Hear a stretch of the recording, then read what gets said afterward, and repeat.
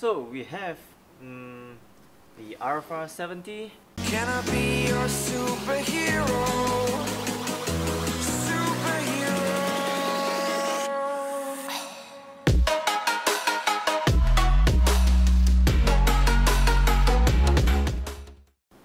And I've already pre-opened the cheek pads so that I can have easy access. So you can see that the speaker holes are located here, and the Pro kit actually sits in flush with the speakers, like you see. So it doesn't have any pressure points after you've assembled everything up. So it is a big advantage over the normal speakers that you have in the market now. So I'll go ahead and install this. We'll be back in a moment.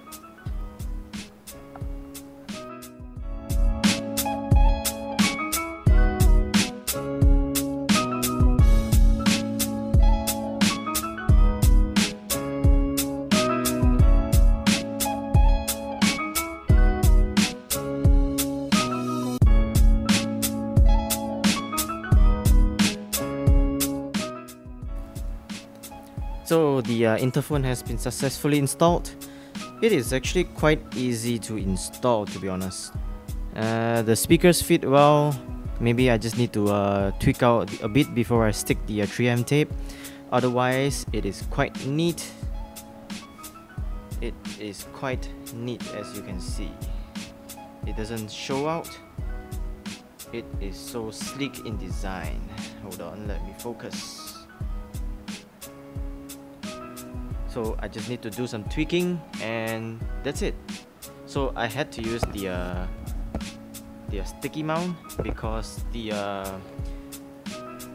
clamp doesn't seem to suit my helmet shape.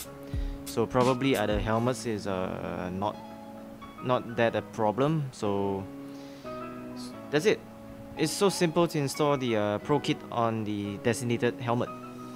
So the next thing is I will try it out and give a review of it. So see you guys in the next video. Ciao guys.